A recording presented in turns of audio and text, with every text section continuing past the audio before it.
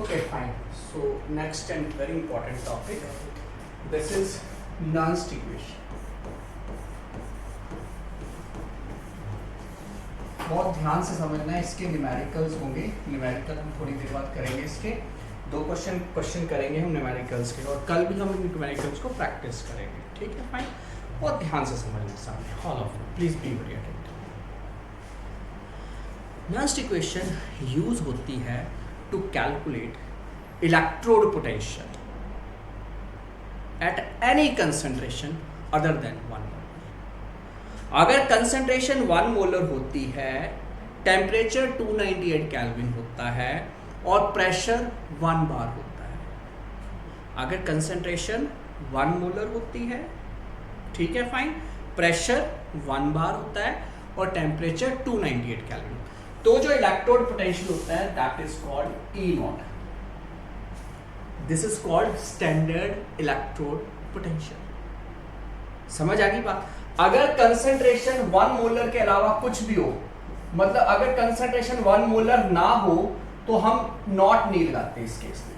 तो जो electrode potential होता है दैट इज सिंपल ई. यानी कि electrode potential at any concentration other than 1 molar is called normal electrode potential. बेटा इसको ईएमएफ भी बोल देते हैं, जिसका नाम है इलेक्ट्रोमोटिव फोर्स. इसको सेल पोटेंशियल भी बोल देते हैं, और इसको सीधे बोल देते हैं E cell, electrode potential of cell calculate. समझ आ गई बात. Is this clear to all? Fine. So आज हम कैलकुलेट कर रहे हैं कि electrode potential at any concentration other than 1 molar. हमेशा 1 मोलर थोड़ा ना लेंगे, कंसंट्रेशन चेंज भी तो हो सकती है ना. It can be changed. Clear है सभी को? ठीक है, फाइन. तो इसको अगर हम हाफ सेल की फॉर्म में करना चाहें, if you have half cell reaction, half cell reaction यानी कि या तो ऑक्सीडेशन हो रही होगी या रिडक्शन हो रही होगी. This is the number 1 part. या तो ऑक्सीडेशन हो रही होगी या फिर रिडक्शन हो रही होगी. चलो एक जनरल सी इक्वेशन ले लेते हैं. Metal ions n positive, that is n is the number of positive charge, plus n electron gain कर रहा है और बना दे रहा है मेटल इन सॉलिड स्टेट. ये मेटल आयंस हैं जो n इलेक्ट्रॉन्स गेन कर रहे हैं और मेटल इन सॉलिड स्टेट बना रहे हैं. मैंने इंटेंशनली n इलेक्ट्रॉन्स गेन करवा रहा हूँ क्योंकि मेरे पास जो इलेक्ट्रोड पोटेंशियल होता है वो हमेशा रिडक्शन पोटेंशियल होता है, तो इसको मैं रिडक्शन की टर्म में कंसीडर कर रहा हूँ. अगर आपके पास ये उल्टा लिखा है, मेटल रिएक्टेंट है और ये प्रोडक्ट है, तो जो इलेक्ट्रोड पोटेंशियल की वैल्यू हो उसका साइन चेंज कर दो, वैल्यू सेम. ठीक है, फाइन. अगर ये उल्टा लिखा है तो आपको जो वैल्यू गिवन होगी उसका सिर्फ साइन चेंज करना है. प्लस है तो माइनस कर दो, माइनस है तो प्लस, वैल्यू सेम रखना. Is that clear? तो क्योंकि वो ऑक्सीडेशन है, ये रिडक्शन, हम रिडक्शन की टर्म में कर रहे हैं. नहीं समझ आया टेंशन ना लो. फिलहाल इसको देखो, मेटल आयंस इलेक्ट्रॉन गेन करके मेटल इन सॉलिड स्टेट बना. तो बोलते हैं इस केस में जो इलेक्ट्रोड पोटेंशियल यानी कि ई सेल, जिसको मैंने अभी बोला electrode potential of cell at any concentration other than 1 molar will be equal to what? E naught cell. This is the standard electrode potential. E naught cell minus 2.303 R into T divided by NF log Q. अब ये जो Q है ना, ये मैंने modify किया, ये book में नहीं गिवन होगा, ये मैंने मॉडिफाई किया खुद ताकि मैं समझा पाऊँ, क्योंकि न्यूमेरिकल इसके बिना सॉल्व नहीं होते. एग्जैक्टली तो समझ नहीं आते, स्टूडेंट कंफ्यूज हो जाते हैं. तो मैंने कंफ्यूजन खत्म की, मैंने इसको लिखा है Q इज रिएक्शन कोएफिशिएंट. ये केमिकल इक्विलिब्रियम +1 का जो चैप्टर है, उस केमिकल इक्विलिब्रियम चैप्टर में reaction coefficient is equal to ratio of product of molar concentration of products to that of reactant. यानी कि अगर मैं Q की बात करूं, आपके पास ये रिएक्शन है AA plus BB give rise to CC plus DD. तो इस केस में Q किसके बराबर होगा? प्रोडक्ट की कंसंट्रेशन, C की कंसंट्रेशन. ये जो स्क्वायर ब्रैकेट है ये मोल पर लीटर कंसंट्रेशन, और इसका कोएफिशिएंट C तो raise to power C. D की कंसंट्रेशन ऑफ D, ठीक है, और इसका कोएफिशिएंट D है तो raise to power D divided by ये रिएक्टेंट है, कंसंट्रेशन ऑफ A, इसका कोएफिशिएंट A है raise to power A. Concentration of B, इसका कोएफिशिएंट क्या है? स्मॉल b, तो रेज़ टू पावर B. तो ये प्रोडक्ट डिवाइडेड बाय रिएक्टेंट की ratio. Is that clear to all? बेटा ये +1 में करवाया जाता है, फिर भी मैंने आपको ये चीज बता दी ताकि आप कंफ्यूज ना हो. ये समझा दिया मैंने, ठीक है, समझाना नहीं बनता है लेकिन फिर भी समझा दिया ताकि आपको समझ आए. तो बहुत ध्यान से समझो, नहीं समझ आती है पूछ लो चीजें, don't worry. Is that clear to all? समझ आ गया बेटा सबको? ठीक है, फाइन। नाउ अब आपके पास ये आ गया जी हमारे पास व्हाट यू कॉल कि रिएक्शन क्वेश्चन के साथ। नाउ अब आती है नेक्स्ट टाइम कि हम बोलते हैं ठीक है फाइन, ये ई सेल आ गया, E cell is equal to this, what is this R? R gas constant होता है, गैस कांस्टेंट की वैल्यू फिक्स है 8.314 जाउल्स पर केल्विन पर मोल।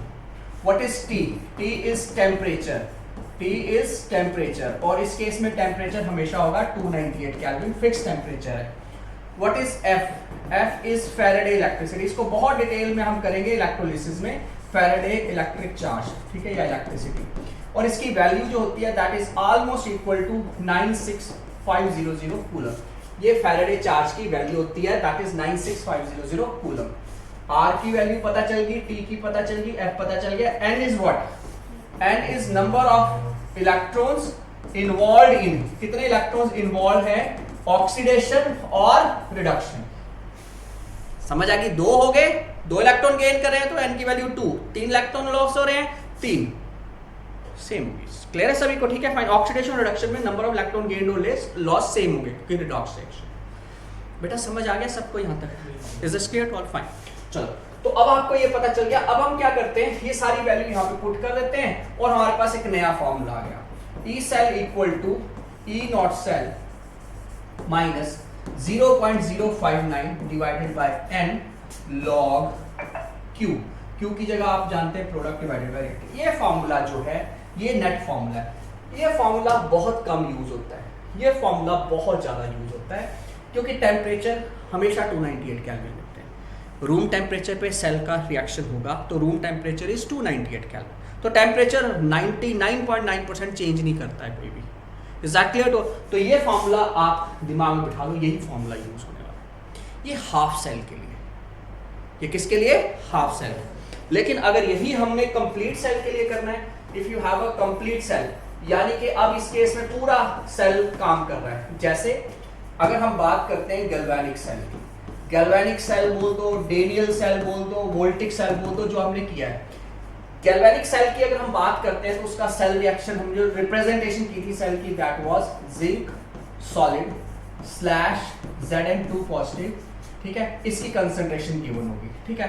लेट अस सपोज ये 0.01 मोलर मैंने बता दिया, गिवन है, कुछ भी हो सकती है 0.01 0.03 व्हाटएवर, मैंने तो अपनी मर्जी से ले ली समझाने के लिए। इट कैन बी एनीथिंग, ये दिया हुआ पेपर में आपको क्वेश्चन, ठीक है, फाइन। 0.01, और ये क्या है? जिंक से Zn2 पॉजिटिव और दूसरी तरफ copper 2 positive slash copper solid, और लेट अस सपोज कॉपर की कंसंट्रेशन 0.1 मोलर है। ये रिप्रेजेंटेशन है सेल की। जिंक से जिंक आयन मिल रहे हैं, यानी कि ये ऑक्सीडाइज हो रहा है, यानी कि जहां ऑक्सीडेशन होती है मैंने आपको बताया वो क्या करता है? एनोड। कॉपर 2 पॉजिटिव से कॉपर मिल रहा है, रिड्यूस हो रहा है, यानी कि इसकी क्या हो रही है? रिडक्शन। अगर रिडक्शन हो रही है यानी कि ये क्या एक्ट कर रहा है बेटा? कैथोड। तो एक पोर्शन एक्ट कर रहा है एनोड, एक पोर्शन एक्ट कर रहा है कैथोड।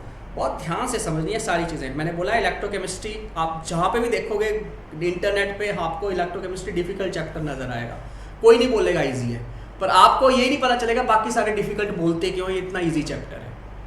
आप हमेशा यही बोलो, बस ध्यान से समझते रहो जो मैं बता रहा हूँ, ठीक है। नई चीज़ समझ आती है बार बार पूछ लो। Is that clear to all? Fine. So in this case anode और ये रिडक्शन हो रही है कैथोड पे, आपको पता चल गया। ये सबसे पहला, आपने जब भी कोई न्यूमेरिकल करना है सबसे पहले रिप्रेजेंटेशन ऑफ सेल कर लो। जो ऑक्सीडाइज हो रहा है उसमें मेटल यहाँ पे होगी स्लैश आयन होंगे, जो रिड्यूस हो रहा है आयन पहले होंगे स्लैश कॉपर सॉलिड, बीच में सॉल्ट ब्रिज होता है जो दोनों को डिवाइड करने का काम करता है। चलो, ये सेल रिप्रेजेंटेशन होगी। अब सेल रिएक्शन कैसे होगा? सेल रिएक्शन इज, ये दो चीजें बहुत इंपॉर्टेंट, दी है नहीं दी है, पूछा है नहीं पूछा है, डजंट मैटर, आपने ये दो काम करने ही करने हैं क्योंकि इससे इजी हो जाता है। पहली चीज तो इससे ये पता चलता है कि ये एनोड कौन सी है और कैथोड कौन सी है, और सेल रिएक्शन से हमें पता चलता है रिएक्शन में ऑक्सीडेशन कितने इलेक्ट्रॉन लॉस और गेन हो रहे हैं। तो जिंक से मिल रहा है Zn2 पॉजिटिव, एनोड हाफ में जिंक से मिल रहा है जिंक 2 पॉजिटिव, और कैथोड हाफ में कॉपर 2 पॉजिटिव क्या कर रहा है? कॉपर 2 पॉजिटिव इलेक्ट्रॉन गेन करके कॉपर सॉलिड बना रहा है। तो यहाँ पे 2 पॉजिटिव है तो यहाँ पे 2 इलेक्ट्रॉन कर दो, यहाँ पे 2 पॉजिटिव है तो यहाँ पे 2 इलेक्ट्रॉन कर दो। ऑब्वियसली नेट रिएक्शन क्या है? 2 इलेक्ट्रॉन कट के जिंक से कॉपर 2 पॉजिटिव रिएक्ट कर रहा है, give rise to Zn2 positive plus copper. इन दोनों को ऐड कर दिया, रिएक्टेंट साइड हो गया, इन दोनों को ऐड कर दिया, प्रोडक्ट साइड हो गया। 2 से 2 इलेक्ट्रॉन कट गए क्योंकि 2 रिएक्टेंट में है 2 प्रोडक्ट में। Is this clear? सबको समझ आ रहा है बेटा? सबको क्लियर हो रही है बात? ठीक है fine. So this is the cell reaction. Now अब आपको सेल रिएक्शन समझ आ गया, ठीक है फाइन। अब इसके बाद आगे की बात करेंगे कि हमने अब इसका इलेक्ट्रोड पोटेंशियल कैसे कैलकुलेट करना। तो ई सेल किसके बराबर आ जाएगा? E cell equal to E not cell minus 0.059 divided by N. अब आपको पता चल गया एन इस केस में क्या है? 2। 2 इलेक्ट्रॉन, यहाँ पे भी 2, यहाँ पे भी 2, बैलेंस तो करना ही पड़ेगा ना। तो जो भी बैलेंसिंग के बाद आएगा वो इलेक्ट्रॉन लिख लेना। बेटा समझ आ गया सबको? ठीक है फाइन। ना ये 0.059 डिवाइडेड बाय 2 लॉग प्रोडक्ट क्या है इस केस में? This is product and this is reactant. This is product and this is reactant. तो प्रोडक्ट में क्या है? जिंक आयन की कंसंट्रेशन और रिएक्टेंट में क्या है? कॉपर आयन की कंसंट्रेशन। Is that clear? अब सुनो, हाँ जो यहाँ पे आ गया ई नॉट सेल 0.059 डिवाइडेड बाय 2 क्यों है? एन इलेक्ट्रॉन्स है। अब आप इसका सेल रिएक्शन देखो। आपको मैंने बोला क्यू की जगह क्या आना चाहिए था? प्रोडक्ट की कंसंट्रेशन डिवाइडेड बाय रिएक्टेंट की कंसंट्रेशन। आप प्रोडक्ट देखो, प्रोडक्ट क्या है इस केस में? ये, और रिएक्टेंट क्या है? ये, यही है ना। पर जो सॉलिड होता है उसकी कंसंट्रेशन यूनिटी होती है, तो वो लिखते नहीं है। जो भी सॉलिड होगा सब्सटेंस उसकी कंसंट्रेशन 1 होगी, हम यूनिटी लेते हैं, वो लेते नहीं है, कांस्टेंट है कंसंट्रेशन, क्योंकि कांस्टेंट है इसलिए 1 मानते हैं उसको। क्यों? क्योंकि सॉलिड थोड़ा ना सॉल्यूशन में डिसॉल्व करता है। तो सॉल्यूशन की कंसंट्रेशन देख रहे हैं, सॉलिड डिसॉल्व ही नहीं कर रहा तो उसकी कंसंट्रेशन कांस्टेंट है, उसको 1 ले लेंगे। Is that clear? तो यहाँ पे सॉलिड है, इसकी कंसंट्रेशन 1, ये भी सॉलिड है, लिखा नहीं गया बट ये सॉलिड है, लिखना चाहिए सॉलिड। क्लियर है? तो इसकी कंसंट्रेशन भी 1 होगी। तो प्रोडक्ट जिंक आयन है, रिएक्टेंट कॉपर आयन है, तो प्रोडक्ट जिंक आयन की कंसंट्रेशन डिवाइडेड बाय रिएक्टेंट। आगे समझ क्लियर है सभी को? और अगर आपको बोला जाए ये सर ई नॉट सेल कहां से पता चलेगा? ये भी आपको पता है कहां से पता चलेगा। आप जानते हैं ई नॉट सेल किसके बराबर होता है? E naught cathode minus E naught anode. और यहां से साफ पता चल रहा है एनोड जिंक है और कॉपर कैथोड है। तो हम बोलेंगे ई नॉट सेल किसके बराबर होगा? E naught cathode is copper 2 positive slash copper, ये रिडक्शन पोटेंशियल है, पहले आयन लिखा फिर metal, minus E naught Zn2 positive slash zinc. अब यहाँ पे भी ये भी इलेक्ट्रोड पोटेंशियल, ये एनोड जरूर है लेकिन इलेक्ट्रोड पोटेंशियल रिडक्शन पोटेंशियल की फॉर्म में ही होगा। समझ आ गई बात? एनोड भी है तब भी इलेक्ट्रोड पोटेंशियल रिडक्शन, क्योंकि आईयूपीएससी ने बोला इलेक्ट्रोड पोटेंशियल हमेशा रिडक्शन पोटेंशियल। समझ आ गई बात? इलेक्ट्रोड पोटेंशियल हमेशा रिडक्शन पोटेंशियल। समझ आ रहा है बेटा सब? ठीक है फाइन। तो इसको हमने यहाँ पे पुट करके ई नॉट सेल यहाँ पे पुट करो, बाकी यहाँ पे कंसंट्रेशन गिवन है वो आप कैलकुलेट कर सकते हो। कैसे? ना in this case what will be से ई सेल किसके बराबर होगा? E cell is equal to E not cell minus 0.0295। कभी भी ये जो ई नॉट सेल की वैल्यू, अगर आप ई नॉट सेल की वैल्यू यहाँ से निकालना चाहे, कॉपर का इलेक्ट्रोड पोटेंशियल होता है 0.34 गिवन होगा, माइनस जिंक का इलेक्ट्रोड पोटेंशियल 0.76 ये भी गिवन होगा, ये टेबल पे गिवन होगा, it is equal two plus 1.10 volt.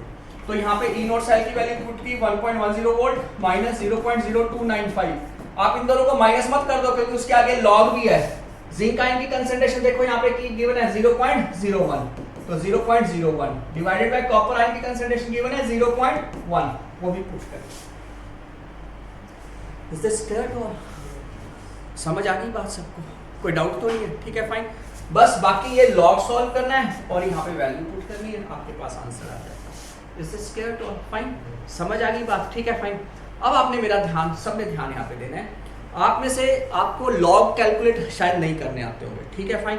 मैं आपको आज बता रहा हूँ लॉग कैसे कैलकुलेट करने हैं, ठीक है। लॉगरिथम कैसे कैलकुलेट करना है, प्रेडिक्ट कैसे करना है, लॉग की वैल्यूज कैसे कैसे देखने की, वैल्यू देखना नहीं सिखाऊंगा मैं, वैल्यू मेरे से पूछ लेना, क्योंकि वो पेपर में लॉग टेबल प्रोवाइड नहीं करेंगे।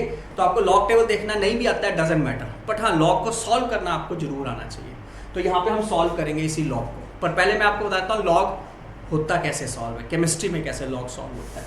तो ध्यान देना है सबने। लॉगरिथम की अगर हम बात करते हैं तो लॉगरिथम में हमारे पास क्या होता है कि log of a into B ऐसे लिखा है, तो इसका मतलब सीधा होता है log of a into B is equal to log of a plus log of b। जो मल्टीप्लाई होता है वो ऐड हो जाता है। अगर आपके पास log of a plus b है तो लिखा है log of a into b कर सकते हो, उल्टा भी कर सकते हो। क्लियर है सभी को? अगर आपको बोला गया है log of a divided by b then it is equal to log of a minus log of b। अगर आपको बोला गया है log of a की पावर x, तो ये x यहाँ पे आ जाएगा x log a। Is that clear to all? ये फॉर्मूला है, या x log a इसके बराबर भी है। Is that clear to all? कुछ लॉग की वैल्यूज याद कर लो, कुछ लॉग की वैल्यूज याद कर लो। जैसे हमेशा याद रखना log 10 हमेशा 1 होता है, log 1 हमेशा 0 होता है, log 2 it is always equal to 0.3010, log 3 it is always equal to 0.4771, log 5 it is always equal to 0.6990। Is that clear to all? जैसे आपको बोला जाए कि log 15 क्या होगा, log of 15 क्या होगा, तो आप log टेबल मत देखो, आप कर दो इसको log 15 is equal to log of 5 into 3, क्योंकि 5 3s are 15, log 5 into 3, तो आप इसको लिख सकते हो log 5 plus log 3, लिख सकते हो कि नहीं? Is that clear to all?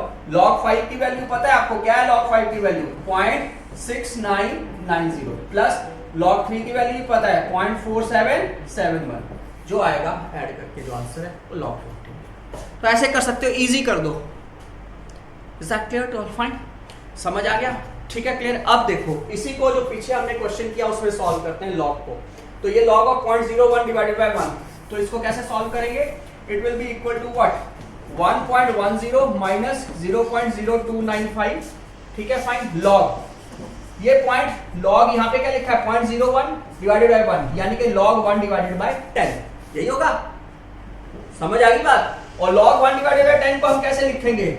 अब यहाँ पे it is equal to 1.10 minus 0.0295 log of 10 की पावर माइनस 1 ओवर 10 क्या होगा? log ऑफ 10 की पावर माइनस 1। तो अब इसको सॉल्व करो, it is 1.10 minus 0.0295 log of 10 की पावर माइनस 1 क्या हो जाएगा? -1 log 10, log 10 क्या होता है? 1, तो यानी it is equal to 1.10 plus, क्योंकि माइनस माइनस क्या हो जाएगा? log 10 तो 1 हो गया, माइनस माइनस क्या हो जाएगा? प्लस 0.295, तो आंसर क्या आ जाएगा? 1.1295। Is that clear to all? समझ आ गई बात? कोई डाउट तो नहीं है? सबको क्लियर है? ठीक है, फाइन। तो आप एक काम करो, लॉगरिथम को लिख लो, बाकी आपको मिल जाएगा। इसको लिख लो, लॉग को लिख लो, ये बाद में काम है।